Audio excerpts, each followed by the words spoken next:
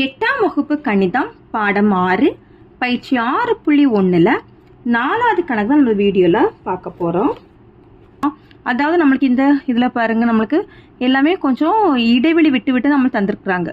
சரியா, எல்லாமே இடைவெளி விட்டு நம்பரா தந்திருக்கிறதுனால நம்ம பிரிவு இடைவெளி கண்டுபிடிச்சு தான் நம்மளுக்கு இதற்கு அட்டவணை தயார் செய்யணும். அதுதான் என்னது, தொகுக்கப்பட்ட. சரி, இப்போ இதுக்கு முன்னால இருக்க கணக்குக்கு வந்து என்னது, தொகுக்கப்படாத தந்திருந்தாங்க. அதுக்கு பிரிவு இடைவெளி கண்டுபிடிக்கணும் அவசியம் இல்லை. ஏன்னா நம்மளுக்கு 0லேருந்து 6 வரை தான் கொடுத்துருந்தாங்க.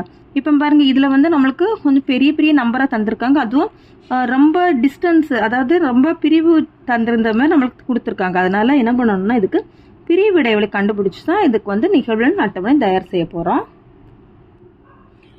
இப்போ இதுக்கு பிரிவு இடைவெளி கண்டுபிடிக்கணும். இப்போ பிரிவு இடைவெளி கண்டுபிடிக்கணும்னா நம்ம வீச்சு கண்டுபிடிச்சாதான் பிரிவு இடைவெளி கண்டுபிடிக்கணும். அப்போ வீச்சு கண்டுபிடிக்கணும், அதுக்கான ஃபார்முலா தெரியணும். வீச்சுக்கான ஃபார்முலா வீச் is equal to L minus S.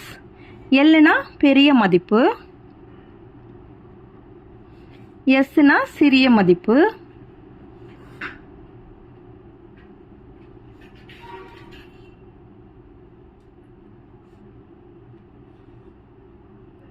இப்போ இதுல என்ன பெரிய மதிப்பு நம்ம பார்க்கணும்.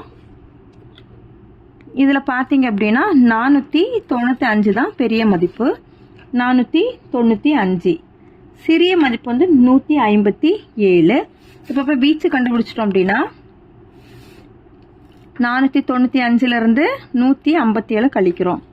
கழிச்சா 338 கிடைக்குது. இப்போ என்னன்னா, இதுல தந்திருக்கக்கூடிய இந்த மதிப்பெண்கள் வந்து 157ல இருந்து 495 வரை இருக்கு. அப்ப நம்ம வந்து 100ன்னு நம்ம என்ன பண்ணலாம், பிரிவு இடைவெளி எடுத்துக்கலாம். ஓகேவா, 100ல இருந்து 200, 200ல இருந்து 300, 300ல இருந்து 400, 400ல இருந்து 500 வரை அப்ப நம்ம பிரிவு இடைவெளி எடுத்துக்கலாம். அப்ப நம்ம எத்தனை பிரிவு இடைவெளி எடுத்துக்கணும், அது நம்ம எப்படி கண்டுபிடிக்கலாம்னா, பிரிவு இடைவெளியோட எண்ணிக்கை, அதுக்கு ஃபார்முலா இருக்கு. பிரிவு இடைவெளியின் எண்ணிக்கை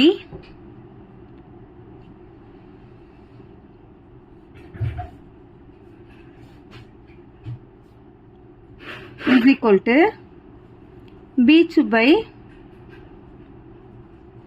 பிரிவின் அளவு.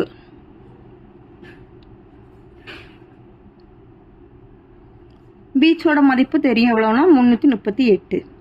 பிரிவின் அளவுன்னா நம்ம வந்து இப்ப 100 எடுக்க போறோம். நம்ம கெஸ் பண்ணியாச்சு. அப்பனா பிரிவின் அளவு வந்து 100 நம்ம போட்டுறணும். சரியா, இப்ப இதை வகுத்துட்டோம் அப்படின்னா என்ன வரும்னா 3.38 வரும். இதை வந்து நம்ம முழுமையாட்டு எழுதணும் அப்படின்னா 4 எழுதிக்கலாமா, 4. அப்ப நம்மளுக்கு எத்தனை இடைவெளி எடுத்துக்கணும், 4 எடுத்துக்கணும். அதாவது 100ல இருந்து 200, 200ல இருந்து 300, 300ல இருந்து 400, 400ல இருந்து 500 வரை அந்த 4 இடைவெளி எடுத்துக்கணுங்க தான் இதுக்கான அர்த்தம். பிரிவு இடைவெளியில 100ல இருந்து 200, 200ல இருந்து 300, 300ல இருந்து 400, 400ல இருந்து 500 அது நேர்கோட்டு குறிகள் நிகழ்வன். சரி, இப்போ 100ல இருந்து 200 வரை எத்தனை நம்பர் இருக்குன்னு பார்க்கணும். இப்ப 100ல இருந்து 200 வரை எத்தனை நம்பர் இருக்குன்னு பார்க்கணும்.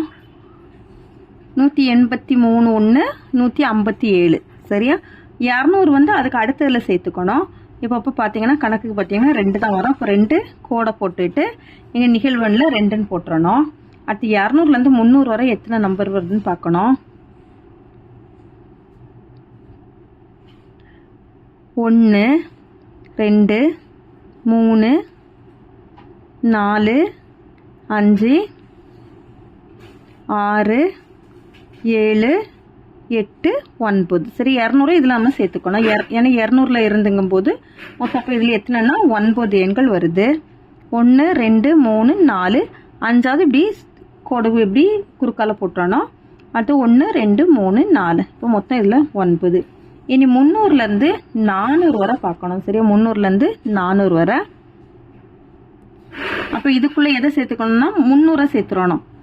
1, 2, 3, 4, 5, 6, 7, 8, 9, 10, 11, 12. சரி, அப்ப மொத்தம் 12. 1, 2, 3, 4, 5, 6, 7, 8, 9, 10, 11, 12. அப்ப மொத்தம் 12. இனி 400ல இருந்து 500 வரை பார்க்கணும்.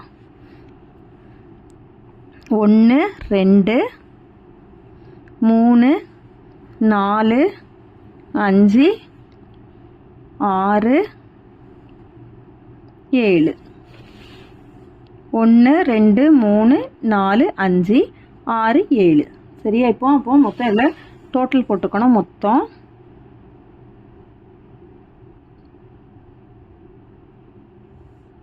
19 28 30 மொத்தம் 30 மாணவர்களோட மதிப்பெண்கள் தான் தந்திருந்தாங்க. அப்போ நம்ம கண்டுபிடிச்சிருக்க அந்த நிகழ்வெண் அட்டவணை வந்து கரெக்டு. ஓகேவா? அவ்வளோதான் இந்த கணக்கு. தேங்க்யூ.